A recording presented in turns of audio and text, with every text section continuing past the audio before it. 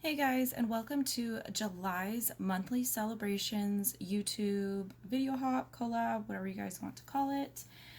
This is pretty much where myself and 5 other YouTubers, sort of here in the scrapbooking portion of YouTube, get together every month and we share different things that we celebrate for the month of July. And I really like being able to go back and watch the videos and seeing what the girls made, because even though we do have a group chat going to just kind of check in with each other and touch bases and make sure that everybody is ready to upload every month, we never seem to really discuss like what we chose to scrapbook. So it's always kind of a surprise even for us when we go through the hop and watch the videos and stuff.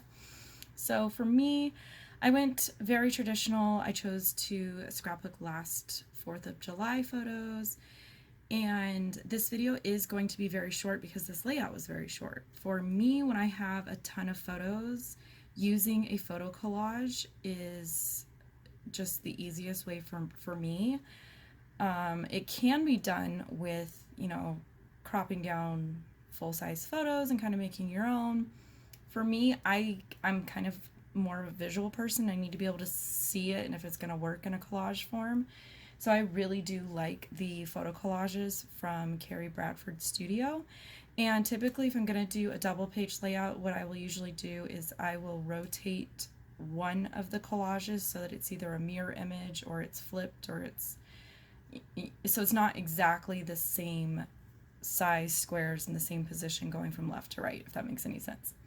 And then I knew that because I was using a photo collage, I like to go on either Nicole McGork's blog, which I think it's Nicole Spohr now, or Laura Vegas's blog, because they used to be on Carrie Bradford's design team.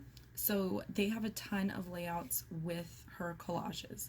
And so I scrolled through and I found a couple double page layouts that Laura Vegas had done with large collages from Carrie Bradford, and I basically just kind of made my own little sketch on some notebook paper of where I kind of wanted to go with my layout, mostly because I don't print collages at home and I don't print them locally. I send them to a place in Utah and they ship them to me. So I knew that I was going to have a week and a half between when I was sort of gathering an idea of what I wanted to do and then when I was going to sit down and do it. And then another thing that I wanted to do was I really like the white on white texture thing that you kind of see a lot of people doing. Originally I thought I wanted to do like a big star shaped background of white on white, but I couldn't find one that I liked. I didn't want to take the time to make one. I kind of had a specific idea in mind and it just wasn't working. So I ended up just kind of going through some supplies, and here you can see it a little better zoomed in while I'm working on the title. Is I took some flat bottom cloud dies from Simon Says Stamp. If they're like a current thing that they still have, I'll post a link in the description below in case anybody wants to go order them. In the past, I've showed dies and stuff that I've used that have been retired or you can't find them, and it's mostly because I do shop retirement sales. You can get really good deals by shopping retirement sales, especially for basics like clouds. But you could pretty much do anything up here. You could punch stars, you could do clouds, you could do circles, like anything white on white. It just looks really nice.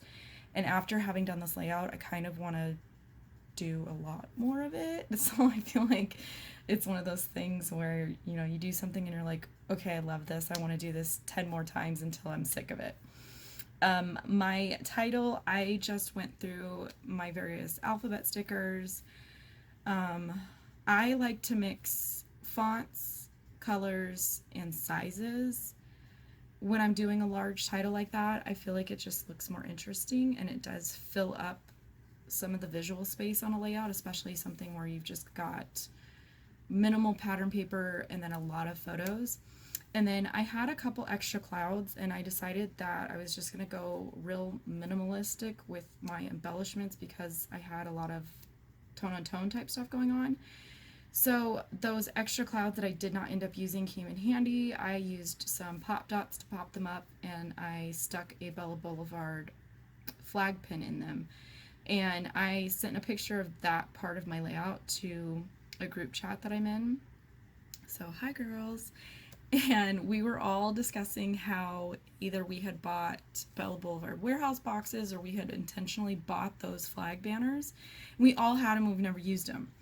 So once I used one, I kept looking at the other two, and I was like, oh man, I'm gonna have to try to like use the other two the next couple 4th of Julys. And then I was like, you know what? No, I'm gonna stick all 3 of these on the same layout. Basically, just have a very minimalistic 3 cluster thing going on my page. Don't think it's in a triangle. Don't care either. And there's my super simple layout. When I edited my photos, I did intentionally take out a couple photos to give myself a block on the photo area to put my journaling. That is something that I do like to incorporate, especially when I'm not sure what I'm going to actually do with the layout. So keep that in mind. Like if you're using a collage and you don't have enough photos, you can always omit a photo, add some pattern paper, add some journaling, add some embellishments, and fill it in that way. So that is it for me for the month of July. As far as this series goes, I will have other videos up this month. Be sure to check the description box below for links to the other girls' videos. And as always, we love chatting with you guys in the comments. So be sure to share with us what you tend to scrapbook in the month of July or what you tend to celebrate in the month of July. And I will catch you guys later.